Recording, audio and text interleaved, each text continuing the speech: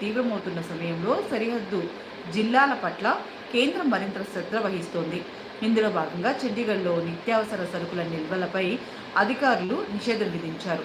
వ్యాపారులందరూ తమ వద్ద ఉన్న నిల్వల సమాచారాన్ని 3 రోజుల్లోపు ఆహార సరఫరా శాఖకు తెలియజేయాలని ఆదేశాలు జారీ చేశారు. దేశంలో ఉద్రిక్తతలు నెలకొంటున్న సమయంలో ఇదే అదునుగా భావించి కొందరు వ్యాపారులు సంస్థలు పెట్రోల్, డీజిల్ సహా ఇతర నిత్యావసర వస్తువులను అక్రమంగా నిల్వ చేస్తున్నట్లు సమాచారం అందడంతో ఈ చర్యలు తీసుకుంటున్నట్లు అధికారులు పేర్కొన్నారు. సరిహద్దు రాష్ట్రాల ప్రజలు పెద్ద మొత్తంలో నిత్యావసర వస్తువులను నిల్వ చేసుకుంటుండడంపై పంజాబ్ సీఎం భగవంత్ మాన్ స్పందించారు. ప్రజలెవరూ ఆందోళన చెందాల్సిన అవసరం లేదని, ప్రశాంతంగా ఉండాలని సూచించారు. దేశంలో సరిపడా నిత్యావసరాల లభ్యత ఉందని, అక్రమ నిల్వలు చేయకుండా ప్రభుత్వం చర్యలు తీసుకుంటుందని పేర్కొన్నారు. అదేవిధంగా పెట్రోల్ బంకుల్లో బార్లు తీరడం, వంట గ్యాస్ సిలిండర్ లభ్యతపై ఆందోళన చెందాల్సిన అవసరం లేదని తెలిపారు. ఎవరైనా వస్తువులను ఎక్కువ ధరకు అమ్ముతున్నట్లు తెలిస్తే తమకు సమాచారం ఇవ్వాలని సూచించారు. భారత్ చేపట్టిన ఆపరేషన్ సింధూర్కు ప్రతీకారంగా పాక్ సరిహద్దు రాష్ట్రాలపై దాడులకు పాల్పడుతుంది. ఈ క్రమంలోనే పంజాబ్లోని చండీగఢ్లో శుక్రవారం ఉదయం నుంచి మరోసారి సైరన్ల మూత వినిపించడం ప్రజలను ఆందోళనకు గురిచేస్తోంది. పాక్ నుంచి దాడులు జరిగే అవకాశం ఉందంటూ ఎయిర్ ఫోర్స్ స్టేషన్ ఈ హెచ్చరిక జారీ చేసింది. ప్రజలంతా ఇళ్లలోనే ఉండాలని హెచ్చరించింది. బాల్కనీలోకి కూడా రావద్దని స్పష్టం చేసింది. అటు పంచకుల, మొహాలి, పటియాలా, అంబాలాలోనూ ఇదే విధమైన హెచ్చరికలు జారీ చేశారు.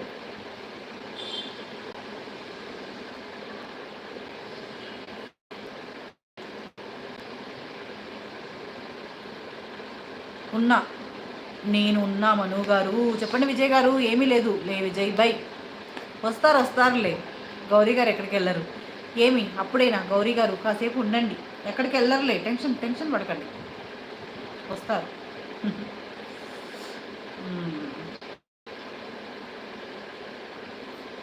లైవ్లో ఉన్న అందరికీ నమస్కారం. కామెంట్ చేయండి. హైలో ఉండకండి. ఎవరైనా ఛానల్ కొత్తగా చూస్తున్నారా అయితే ఛానల్ని సబ్స్క్రైబ్ కూడా చేసుకోండి.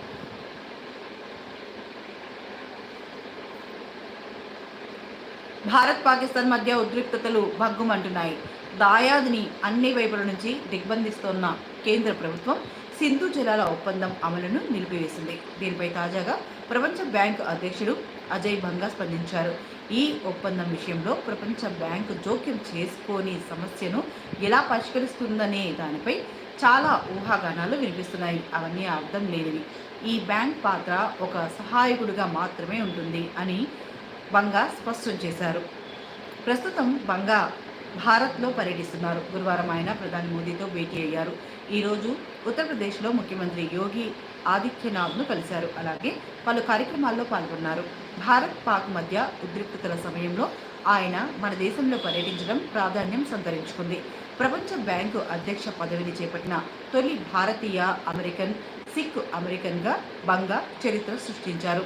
ఇదిలా ఉంటే సింధు దాని ఉపనదుల జలాలను పంచుకోవడానికి ప్రపంచ బ్యాంకు మధ్యవర్తిత్వంతో భారత్, పాకిస్తాన్ల మధ్య ఒప్పందం కుదిరింది. దీనిపై 1960 సెప్టెంబర్లో నాటి భారత ప్రధాని జవహర్లాల్ నెహ్రూ, పాకిస్తాన్ అధ్యక్షుడు అయూబ్ ఖాన్ సంతకాలు చేశారు. ఒప్పందం ప్రకారం సింధు ఉపనదుల్లో తూర్పున పారే రావి, బియాస్, సట్లెజ్ నదులపై భారతదేశానికి హక్కులు లభించాయి. వీటి సగటు వార్షిక ప్రవాహం 33 మిలియన్ ఎకరాలు అడుగులుగా ఉంది. సింధు నదితో పాటు దాని పశ్చిమ ఉపనదులైన జీలం, చినాబ్లపై పాకిస్తాన్కు హక్కులు దక్కాయి. సింధు నది జలాలు పంపిణీ ఒప్పంద నియమ నిబంధనలపై పునః సమీక్ష జరపాల్సిన ఉందని భారత్ కొంతకాలంగా డిమాండ్ చేస్తోంది.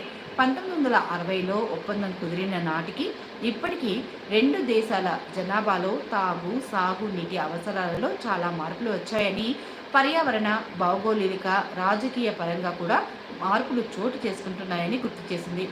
వాటిని పరిగణలోనికి తీసుకొని ఒప్పందాన్ని సమీక్షించాల్సి ఉందని భారత్ స్పష్టం చేసింది. అయితే దీనిపై పాక్ మాత్రం వ్యతిరేకత వ్యక్తం చేస్తూ వస్తోంది. ఈ పరిణామాల వేళ తాజాగా పహల్గాం దాడితో ఈ ఒప్పందం అమలును భారత్ నిలిపివేస్తూ కఠిన నిర్ణయం తీసుకుంది.